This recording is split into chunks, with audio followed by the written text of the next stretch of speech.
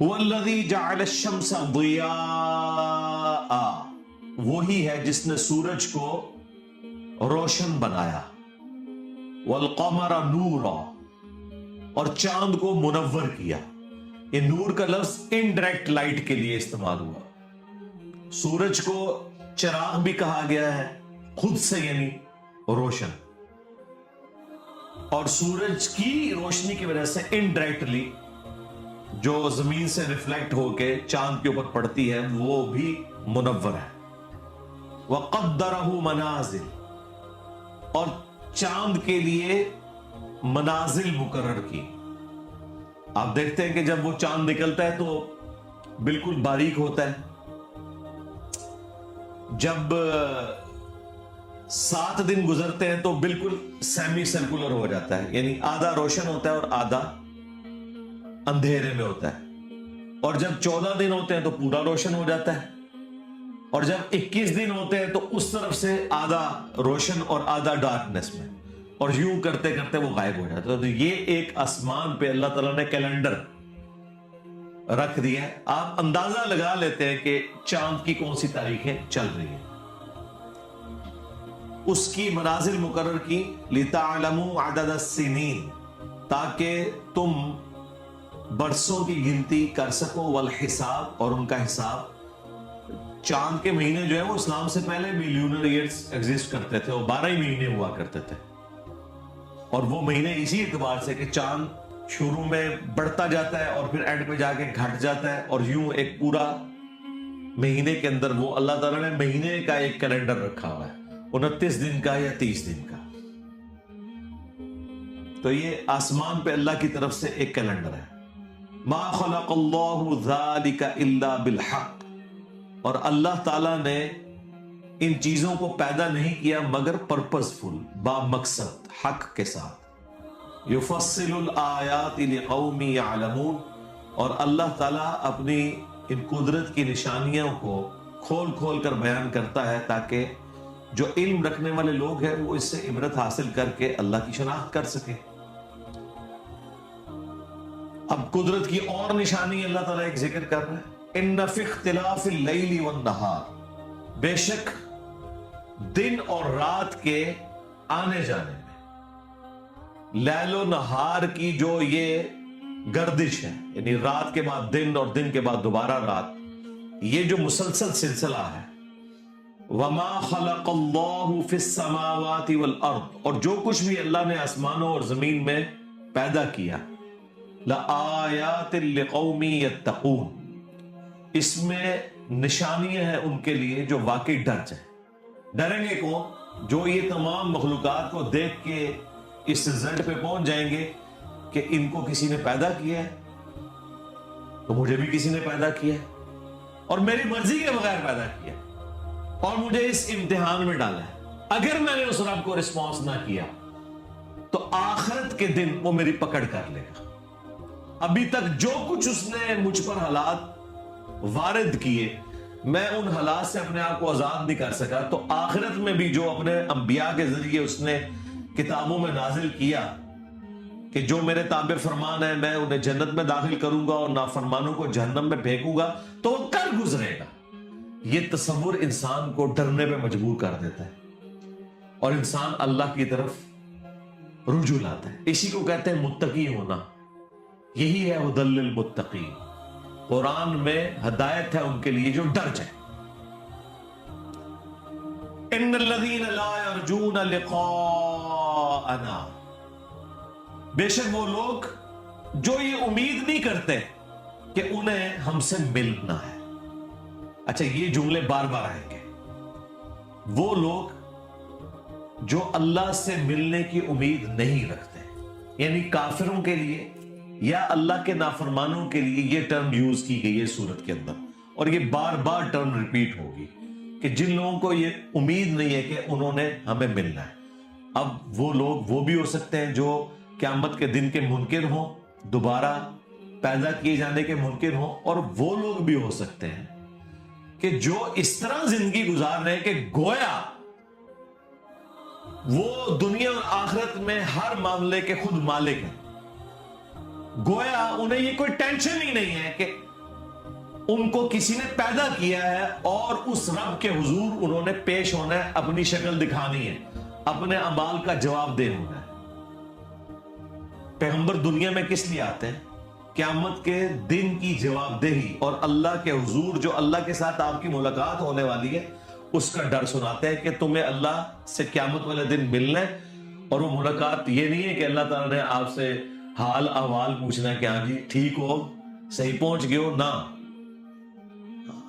وہ یہ پوچھا جانا ہے کہ جو دنیا میں زندگی دی تھی وہ کیسے گزاری ہے، کتابیں بھیجی تھی، پیغمبر ساتھ بھیجے تھے، کوئی گنجائش نہیں چھوڑی تھی۔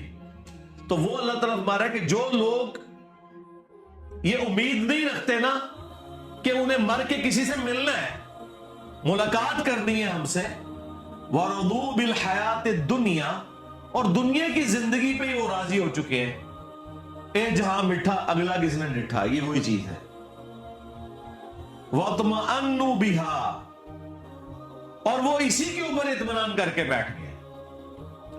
وَالَّذِينَ هُمْ عَنْ آيَاتِنَا غَافِلُونَ، اور وہ لوگ جو ہماری آیات سے غفلت برتتے ہیں، کیجول لیتے ہیں، ان دھمکیوں کو سیریس نہیں لیتے۔ اولئک مأواہم النار، یہی وہ لوگ ہیں جن کا ٹھکانہ ہوگا جہنم، بما کانوا یکسبون، بسبب ان کے ان اعمال کے جو دنیا میں وہ کیا کرتے تھے۔ دیکھ لیں جی، سیدھی سیدھی باتیں ہو رہی ہیں، مکی صورتوں کا اسلوب آپ دیکھ لیں، بالکل دو ٹوک بات ہے۔ یعنی یہ سورہ یونس میں ابھی تک ہم نے یہ صرف 8 آیات کور کی ہیں، اور اس کے اندر آپ کو پورے دین کا مقدمہ کلیئر ہو چکا ہے کہ اس دنیا میں بھیجنے کا مقصد کیا ہے، اور اللہ تعالیٰ کوئی لگی لپٹی بات نہیں کر رہا، کلیئر کٹ، کہ دنیا کی زندگی کو جنہوں نے سب کچھ سمجھ لیا ہے اور انہیں کوئی امید نہیں کہ انہیں اپنے رب کو منہ بھی دکھانا ہے اور ملاقات ہونی ہے، اور نبیوں کی جو پیروی ہے انہوں نے اس سے روگردانی کی ہوئی ہے، تو ٹھیک ہے ہم انہیں پوچھ لیں گے۔ اب سائملٹینیس کنٹراسٹ، ان الذین آمنوا، بے شک وہ لوگ جو ایمان لے کر آئے، وعملوا الصالحات، اور انہوں نے نیک اعمال کیے، صرف ایمان لانا کافی نہیں ہے، اعمال بھی نیک ہوں، یہدیہم ربہم بایمانہم، تو اللہ تعالیٰ ان کے ایمان کے سبب ان کی رہنمائی کر دے گا ان کا رب، تجری من تحتہم الانہار، ایسی جنتوں اور باغات کی طرف جن کے نیچے نہریں بہتی ہوں گی، فی جنات النعیم، نعمت کے باغوں کے اندر، ایسی جگہ جہاں پر نہریں بہتی ہوں گی اس کی طرف اللہ تعالیٰ رہنمائی کر دے گا، یعنی ان کا الٹیمیٹ جو انعام ہے وہ اللہ کی جنت ہے۔ اللہم اجعلنا منہم مع النبیین والصدیقین والشہداء والصالحین، آمین۔ دعواہم فیہا سبحانک اللہم، جنت میں جانے کے بعد بھی جو ان کی صدا ہوگی نا وہاں پر جنت کو دیکھ کر، وہ یہی ہوگی، سبحانک اللہم، پاک ہے ہمارا رب، اللہ کو پکار کے وہ کہیں گے اے اللہ تو پاک ہے، وَتَحِيَّتُهُمْ فِيهَا سلام، اور وہاں ان کی ایک دوسرے کو دعا ہوگی سلام، یعنی جنتی ایک دوسرے کو جب بھی ملیں گے السلام علیکم کہیں گے، یعنی یہ جنتیوں کی نشانی ہے، دنیا میں بھی سنت ہے، مشروع ہے، اور جنت کے اندر بھی۔ وَآخِرُ دَعْوَاهُمْ أَنِ الْحَمْدُ لِلَّهِ رَبِّ الْعَالَمِينَ، اور جو آخری پکار ہوگی نا ہر جنتی کی وہ یہی ہوگی الحمدللہ رب العالمین، تمام تعریفیں اس اللہ کے لیے ہیں جو تمام جہانوں کا پالنے والا ہے۔ یعنی جنتی اللہ تعالیٰ کی جو جنت میں تعریف کریں گے نا، بسبب ان نعمتوں کے جو ایک جنتی کو ملی کہ اللہ نے اپنا وعدہ پورا کر دیا، ہمیشہ کی جنت مقرر ہو گئی جس میں نہ موت ہے، نہ بڑھاپا ہے، نہ مفلسی ہے، نہ کوئی تکلیف ہے، اور ہر وہ چیز ہے جو انسان چاہے، تو انسان سبحان اللہ کہے گا، اللہ تعالیٰ کی تعریف کرے گا کہ اللہ تو پاک ہے جس نے مجھے سب کچھ دیا، اور اپنے خوشی کے جذبات کے اظہار کے لیے جو آخری کلام اس کا ہوگا نا، وہ ہوگا الحمدللہ رب العالمین۔ تمام تعریفیں اس اللہ کے لیے ہیں جو تمام جہانوں کا پالنے والا ہے۔ سبحان ربک رب العزت عما یصفون وسلام علی المرسلین والحمد للہ رب العالمین۔ سورہ الزمر کے اینڈ پہ بھی جا کے آئے گا کہ ہر طرف سے جب جنتی جنت میں پہنچ جائیں گے، جہنمی جہنم میں پہنچ جائیں گے، پھر ہر طرف سے ایک ہی نعرہ بلند ہوگا، الحمد للہ رب العالمین۔ یعنی یہ سمجھ لیں قیامت کے دن کا ڈراپ سین یہ ہے کہ سب لوگ یہ کہیں گے اللہ ہی اللہ ہے۔ دیکھنا الحمد للہ رب العالمین، کوئی بزرگ نہیں، کوئی بابا نہیں، بھائی جتنے انبیاء دنیا میں آئے، انبیاء کے پیروکار جو دعوت و تبلیغ کا کام کرنے آئے، سب کے سب اس اللہ کا تعارف کروانے کے لیے آئے نا۔ جب انسان اپنے رب کے پاس پہنچ جائے گا پھر اللہ ہی اللہ ہے، انسان کی زبان سے یہی نکلے گا کہ تمام تعریفیں اللہ کے لیے جس نے ہماری رہنمائی کر دی ہے اس جنت تک۔ اللہم اجعلنا منہم، اللہم انا نسألک جنت الفردوس مع النبیین والصدیقین والشہداء والصالحین، آمین۔ اب جی کچھ انسانی رویے ان کو اللہ تعالیٰ ایڈریس کرتے ہوئے توحید کی طرف بلا رہے ہیں۔ وَلَوْ يُعَجِّلُ اللَّهُ لِلنَّاسِ الشَّرَّ، اور اگر اللہ تعالیٰ جلد بازی کرتا لوگوں کو تکلیف پہنچانے کے اعتبار سے، لِلنَّاسِ الشَّرَّ اسْتِعْجَالَهُمْ بِالْخَيْرِ، جس طرح انسان جلد بازی کرتے ہیں بھلائی کے اعتبار سے، لَقُضِيَ إِلَيْهِمْ آجَلُهُمْ، تو اللہ تعالیٰ پوری کر دیتا ان کی میعاد۔ یعنی جس طرح انسان کی خواہش ہے نا کہ مجھے آسائش جلد از جلد مل جائے، اگر اللہ تعالیٰ بھی جلد بازی کرتا نا کہ جو شخص گناہ کر رہا ہے اسے فوراً سزا دے، تو معاملہ کب سے تلپٹ ہو چکا ہوتا ہے۔ یعنی اللہ تعالیٰ گناہ گاروں کو ڈھیل دیتا ہے، یعنی انسان کو یہ ٹونٹ کروائی جا رہی ہے کہ جس طرح تیری خواہش ہوتی ہے نا کہ میرے حالات بہتر ہو جائے اور تو اس کے لیے پوری ایفرٹ پوٹ کرتا ہے، میں بھی اگر اس طریقے سے چھوٹی چھوٹی باتوں کے اوپر نکیر کرنا شروع کر دیتا تو کب سے تیرا معاملہ تلپٹ ہو چکا ہوتا۔ فَنَظَرُ الَّذِينَ لَا يَرْجُونَ لِقَاءَنَا فِي طُغْيَانِهِمْ يَعْمَهُونَ، بلکہ ہم چھوڑ دیتے ہیں ان لوگوں کو جو ہم سے ملاقات کی امید نہیں رکھتے کہ وہ اپنی سرکشی میں بھٹکتے رہیں۔ یعنی الٹیمیٹلی اللہ تعالیٰ نے موت کے وقت اور آخرت میں انہیں پکڑنا ہے۔ دنیا میں اگر کسی فاسق کو، فاجر کو، ظالم شخص کو ڈھیل ملی ہوئی ہے تو وہ یہ نہ سمجھے کہ اللہ تعالیٰ اس پہ گرفت نہیں کر سکتا۔ دو وجوہات ہو سکتی ہیں، یا تو اللہ تعالیٰ اسے ڈھیل دے رہا ہے، شاید وہ اللہ کی طرف پلٹ آئے، ایک اور چانس مل جائے، یا پھر یہ ہے کہ وہ اپنی گمراہی میں اور بڑھے، اور جب وہ اپنی گمراہی میں زیادہ بڑھے تو زیادہ عذاب کا مستحق ہو، وَلِعَاذُ بِاللَّهِ تَعَالَى۔ تو یہاں پہ بھی دیکھ لیں وہی ٹرم آئی ہے کہ جو لوگ ہم سے ملنے کی امید نہیں رکھتے۔ وَإِذَا مَسَّ الْإِنسَانَ الضُّرُّ دَعَانَا لِجَنبِهِ أَوْ قَاعِدًا، جب انسان کو تکلیف پہنچتی ہے تو وہ ہمیں پکارتا ہے، کروٹ پہ لیٹے ہوئے بھی اور کھڑا ہوا بھی، او قاعدا او قائما، اور کھڑے ہوئے بھی، بیٹھے ہوئے بھی، لیٹے ہوئے بھی اور کھڑے ہوئے بھی، تینوں حالتوں میں اٹھتے بیٹھتے ہمیں پکارتا ہے کہ یا اللہ مجھ سے یہ تکلیف دور کر دے۔ فَلَمَّا كَشَفْنَا عَنْهُ ضُرَّهُ، پس جب ہم اس سے اس کی تکلیف کو دور کر دیتے ہیں، مَرَّ كَأَن لَّمْ يَدْعُنَا إِلَىٰ ضُرٍّ مَّسَّهُ، تو وہ اس طرح چل دیتا ہے پیٹ پھیر کے گویا اس نے کبھی ہمیں تکلیف میں پکارا ہی نہیں تھا۔ ظاہر جب تکلیف دور ہو گئی تو اب پھر وہ اللہ کی طرف متوجہ نہیں ہوتا۔ جامع ترمذی میں حدیث ہے، جو شخص یہ چاہے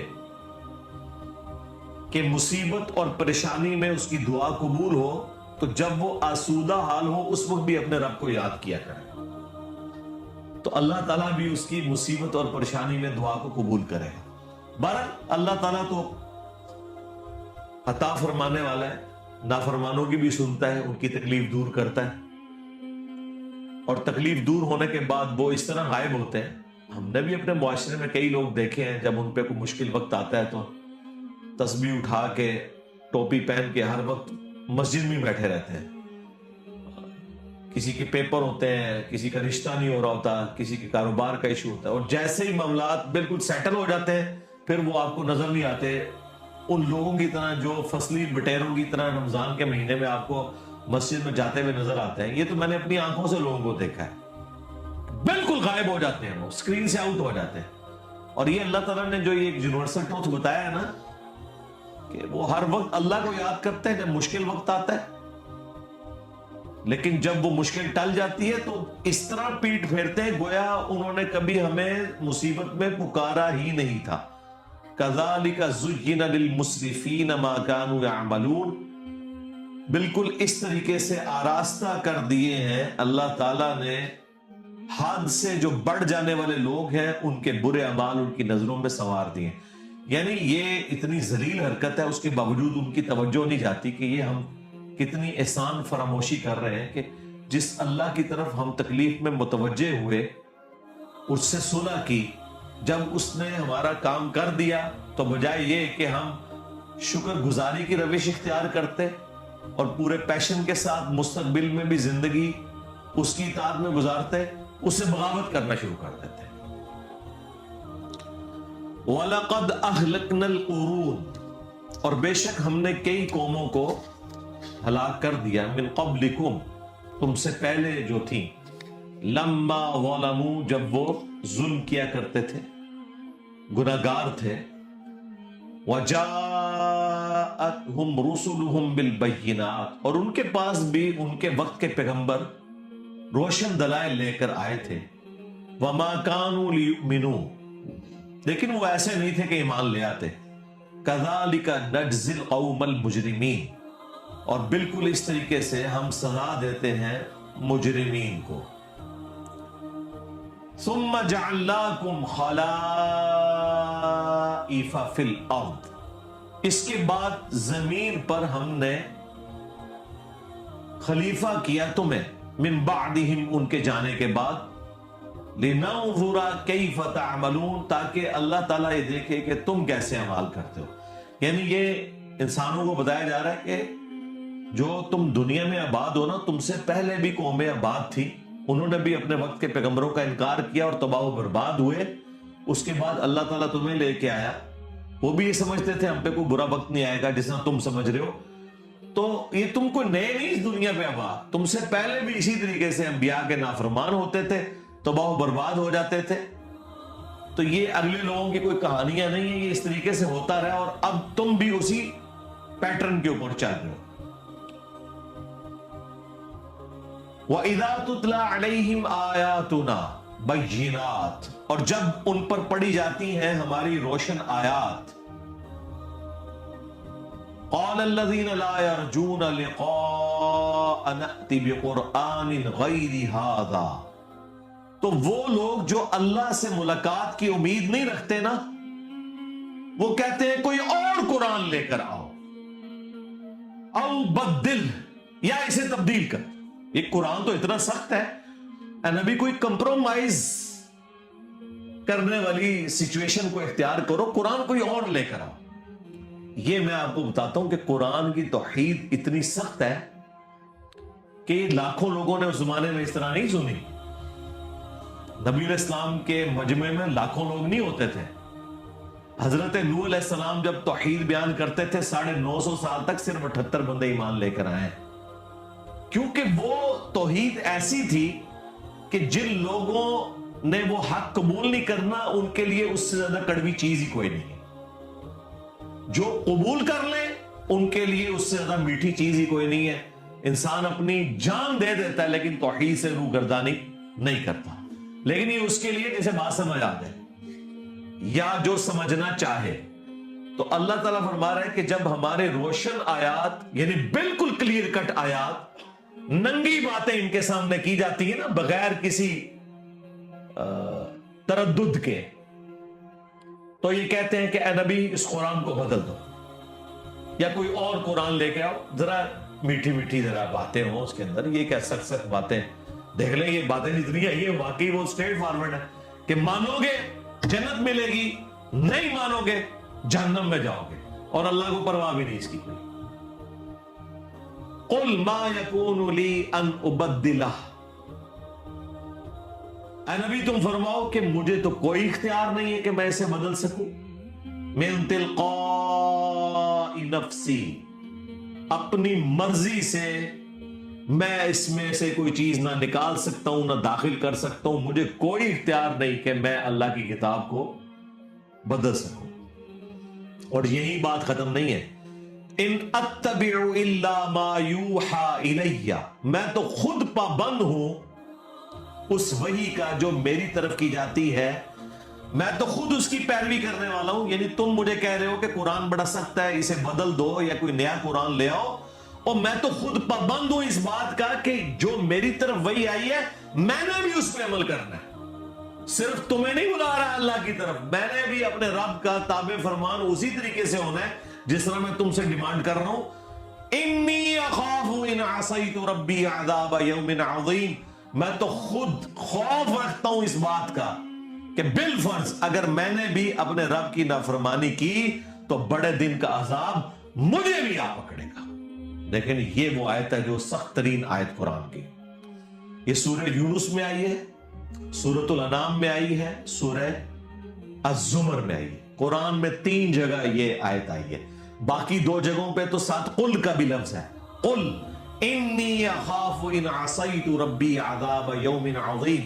اے نبی تم فرما دو کہ اگر میں بھی اپنے رب کی نافرمانی کروں تو مجھے خوف ہے کہ بڑے دن کا عذاب مجھے بھی آ پکڑے گا.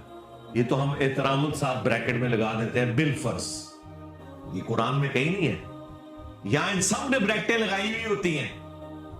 تو ان سے ذرا پوچھیں یہ بریکٹیں جو لگاتے ہو تو قرآن کی تعریف کر رہے ہو؟ وہ کہتے ہیں نہیں, سمجھانے کے لیے بریکٹ لگانی پڑتی ہے کہ یہ نبی کے ذریعے سے امت کی اصلاح کی جا رہی ہے. اس کا مطلب ہے بریکٹ میں اگر کوئی تفسیر کے طور پر بات کی جائے تو وہ قرآن کی تحریف نہیں ہوتی. یقیناً نبی تو قطعی جنتی ہے, وہ اللہ کی نافرمانی نہیں کریں گے, ان کے ذریعے سے امت کو کہلوایا جاتا ہے. امت کو اس لیے کہلوایا گیا تھا کہ کوئی امتی کل کو اٹھ کے یہ کہے کہ تم ہمارے سلسلے میں بیعت ہو جاؤ, میں اس وقت تک جنت میں نہیں جاؤں گا جب تک کہ سارے مرید اپنے ساتھ لے نہ جاؤ. اندازہ کریں, یعنی نبی کے ہوتے ہوئے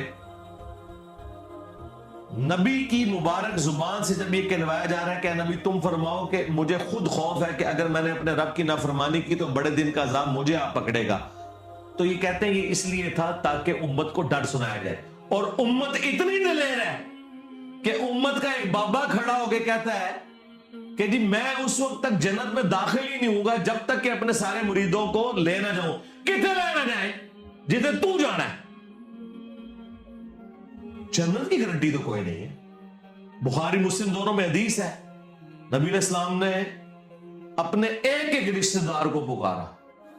جب سورہ الشعراء کی وہ آیت نازل ہوئی نا کہ نبی اپنے قریبی رشتہ داروں کو ڈر سنائیے, تو نبی علیہ السلام نے اعلانیہ کہا, اے نبی کے چچا عباس میرے مال سے جو لینا ہے لے لے, اگر اللہ کے حضور تو پکڑا گیا میں تیرے کچھ کام نہیں آؤں گا.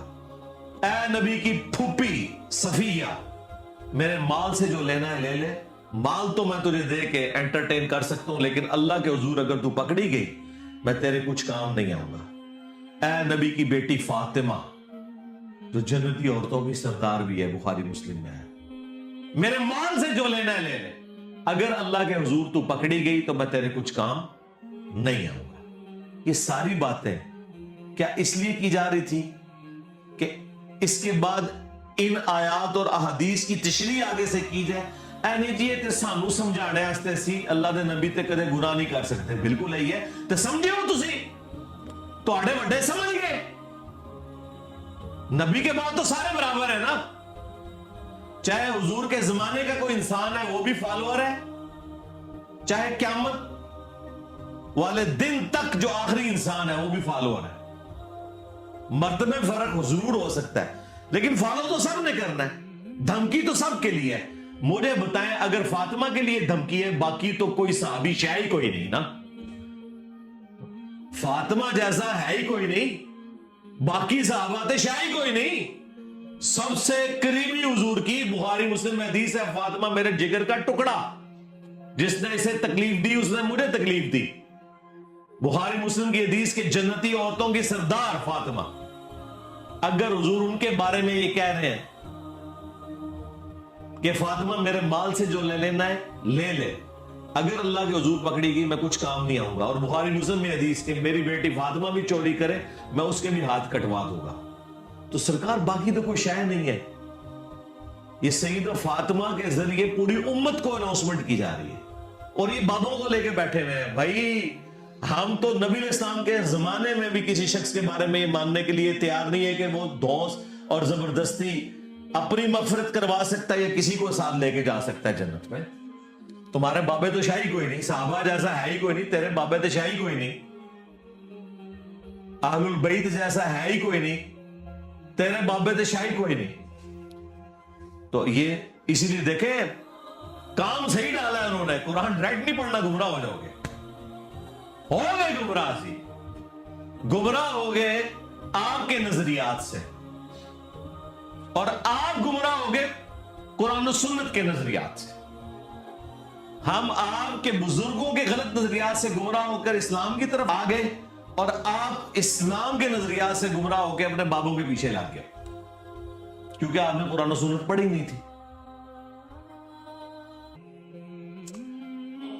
قُلْ لَوْ شَاءَ اللَّهُ مَا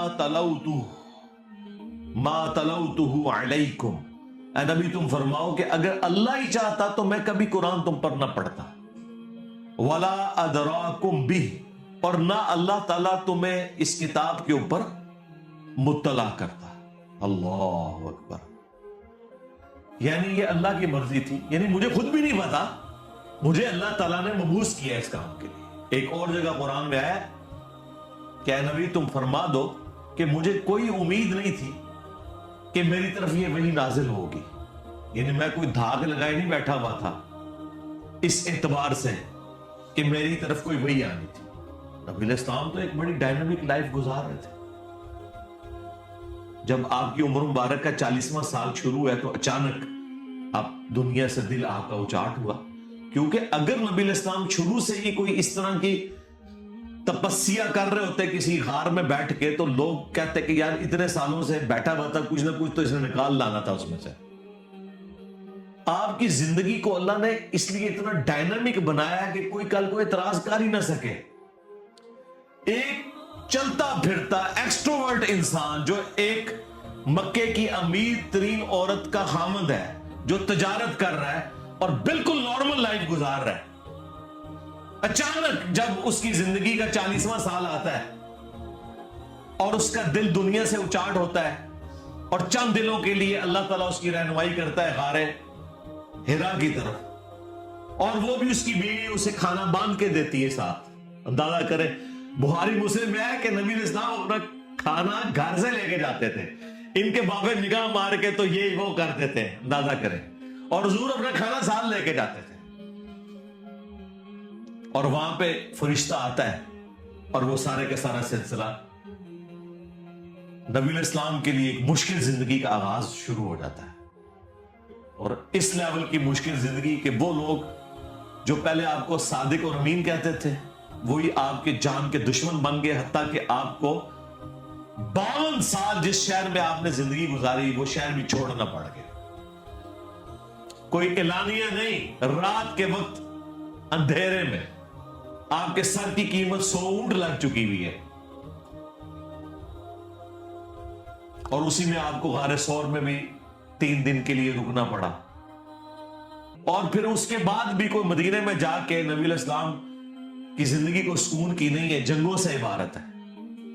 2 ہجری میں غزوہ بدر، 3 میں احد، 5 میں خندق، 6 میں صلح حدیبیہ، 7 ہجری میں غزوہ خیبر، 8 میں فتح مکہ، اور 8 ہی میں غزوہ حنین، اور 9 میں رومن امپائر کے خلاف غزوہ تبوک، اور 11 ہجری کے سٹارٹ میں ڈیتھ ہو گئی۔ پوری کی پوری زندگی قربانیوں سے عبارت ہے۔ یعنی اتنی سکون کی زندگی حضور کی گزر رہی تھی، 40 سال سکون سے گزارے ہیں، لیکن اپنی زندگی کے آخری 23 سال آپ کے مسلسل جد و جہد کا نام ہے، جنگوں کی تکلیف اٹھانے کا نام ہے، اپنے قریبی ساتھیوں کی لاشیں اٹھانے کا نام ہے، اپنے گھر والوں کی تکلیف سے گزرنے کا نام ہے۔ 3 بیٹیاں جوان فوت ہوئی، بیٹے فوت ہوئے، اپنے ہاتھوں سے دفنائے، قریبی ساتھی شہید ہو گئے جنگوں کے اندر، اور کیا کیا تکلیفیں آپ کو مستقبل کے لیے بھی بتا دی گئی کہ آپ کے نواسوں کے ساتھ یہ ہونے والا ہے، آپ کے فلان صحابی کے ساتھ یہ ہونے والا ہے آپ کے پاس۔ اگر آپ نبی علیہ السلام کی جگہ اپنے آپ کو رکھ کے دیکھیں تو اتنے مضبوط اعصاب کا انسان آپ کو کوئی اور نظر نہیں آئے گا۔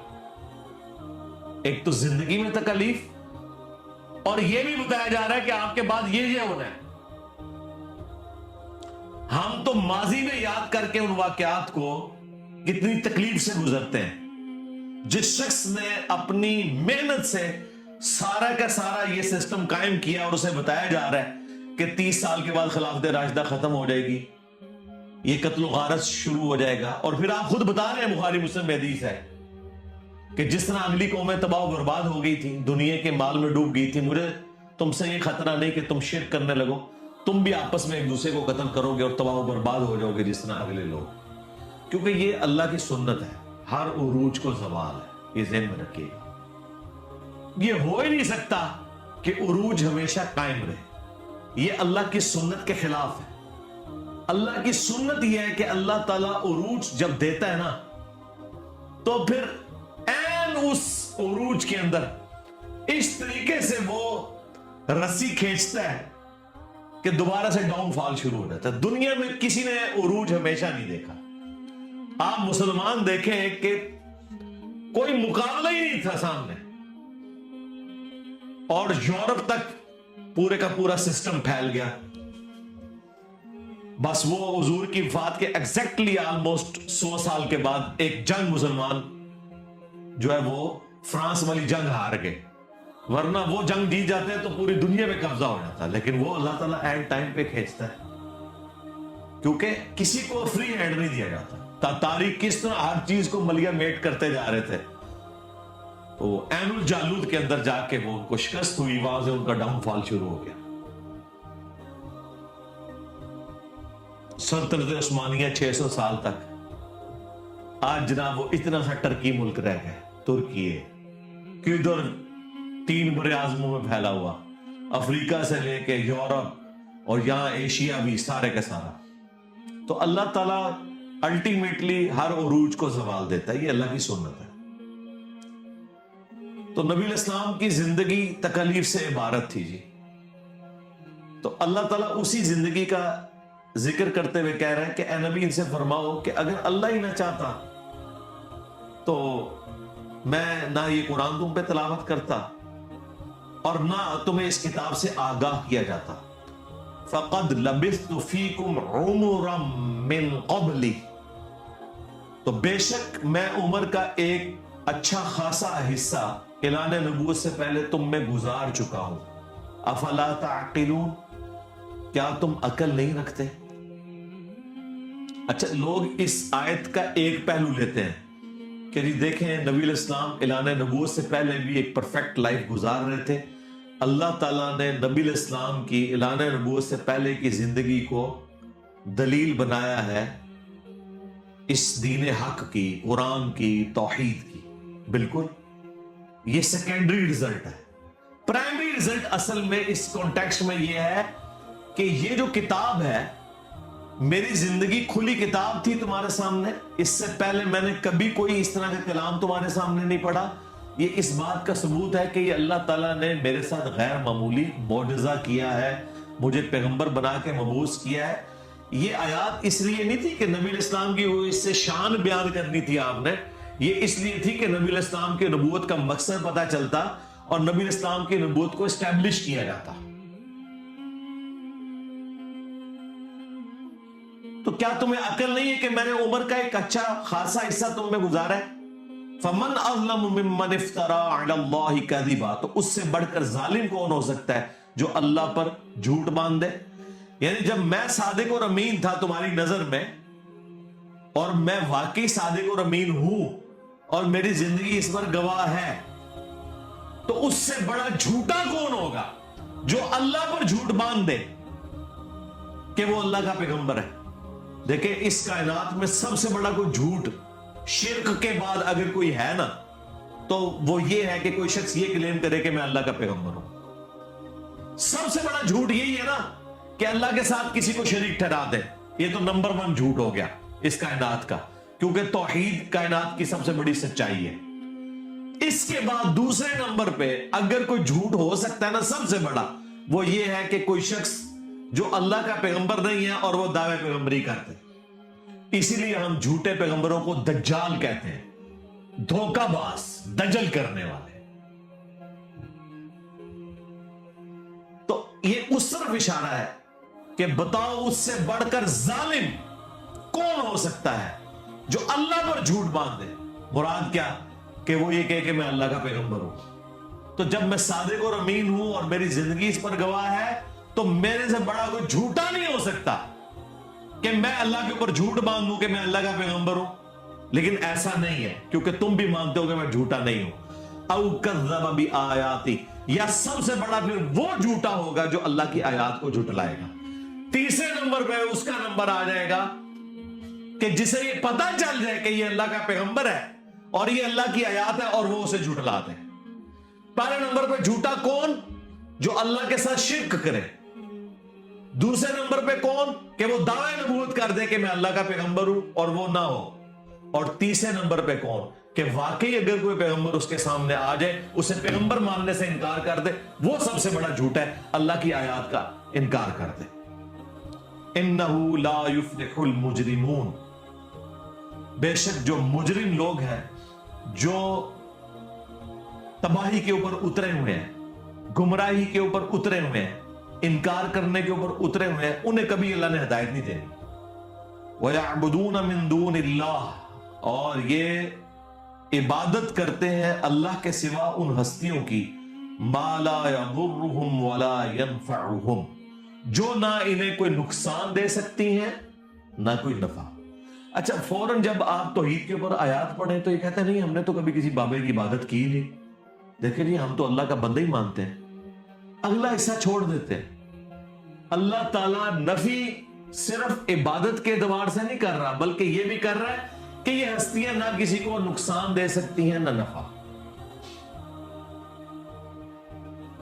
ایک مرے ہوئے شخص جو قبر میں پڑا ہوا ہے اس کی کوئی عبادت نہیں کرتا، ٹھیک ہے بہت اچھی بات ہے، لیکن یہ عقیدہ رکھتا ہے کہ یہ میری بھینسوں کا دودھ خشک کر سکتا ہے، اس کے نام کی میں نے 11ویں نہ دی تو میرے اوپر کوئی مصیبت آ سکتی ہے، تو اس کا کیا مطلب ہے کہ آپ اسے نفع و نقصان کا مالک مانتے ہیں؟ تو آپ بھی شرک ہی کر رہے ہیں۔ اور شرک کیا ہے؟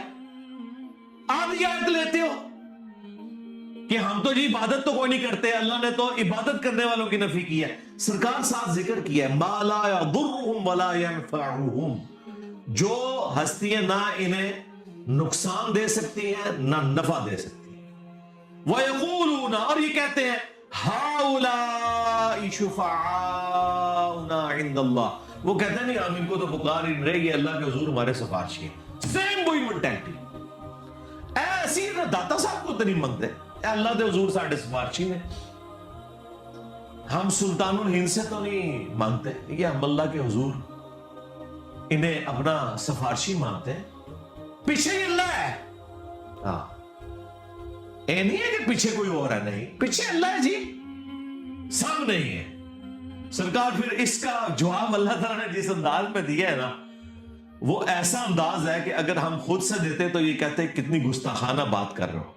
اللہ تعالیٰ فرما رہا ہے قل अतुनब्बिऊन अल्लाह बिमा ला यअलमु फिस समावाति वला फिल अर्द, क्या तुम अल्लाह को वो बात बता रहे हो कि जो अल्लाह के इल्म में भी नहीं है, ना आसमानों में और ना जमीन के अंदर। हाय हाय हाय, अल्लाह के इल्म में तो कोई बात ऐसी है ही नहीं कि ना हो। अल्लाह ताला देखे गुस्से का इजहार, अल्लाह कह रहे हैं कि मनु पे दस दो कि इस सिफारशी ने मेरे हुजूर मैं मुकर्रर कीते, मनु तो कोई नहीं पता कि मैं कोई बंदा मुकर्रर कीता होया। हाय हाय हाय, अल्लाह को तो पता ही नहीं है कि कोई दाता साहब भी हैं। अल्लाह कह रहा है मेरे में तो कोई नहीं कि मैंने किसी को दाता बनाया हो कि मेरे बिहाफ के ऊपर वो सिफारशी होगा। सुब्हानहू व तआला अम्मा युशरिकून, पाक है वो हस्ती, बहुत बुलंद है हर उस शिर्क से जो लोग उसकी तरफ मंसूब करते हैं। मुशरिकों, अल्लाह को कोई फर्क नहीं पड़ता ये जो तुमने गलीज अकीदे वाबस्ता कर दिए और हस्तियों के साथ, अल्लाह को इससे कोई फर्क नहीं पड़ता। बोले आदु बिल्लाहि ताला। देखें जी, अल्लाह ताला तो अपने अकायद और नजरियात के एतबार से बिल्कुल सच्ची और खरी तौहीद कुरान में बयान कर रहा है। किसी को बुरी लगे, किसी को अच्छी लगे, अल्लाह ताला ने यह भी परवाह नहीं की कि लोग क्या बात करेंगे, किस लेवल पे उतर के अल्लाह ताला बता रहे हैं। आप देखें, इससे बेहतर और क्या अंदाज, सिंपल और बेहतर और बिल्कुल खुला डुला अल्लाह ताला फरमा रहा है, ऐ नबी इनसे फरमाओ, अतुनब्बिऊन अल्लाह बिमा ला यअलमु फिस समावाति वला फिल अर्द, क्या तुम अल्लाह को बता रहे हो वो चीज जो अल्लाह के इल्म में तो जमीन और आसमानों के अंदर है ही नहीं है, कि कोई अल्लाह ने अपना कोई सिफारिशी मुकर्रर किया हुआ है कि जो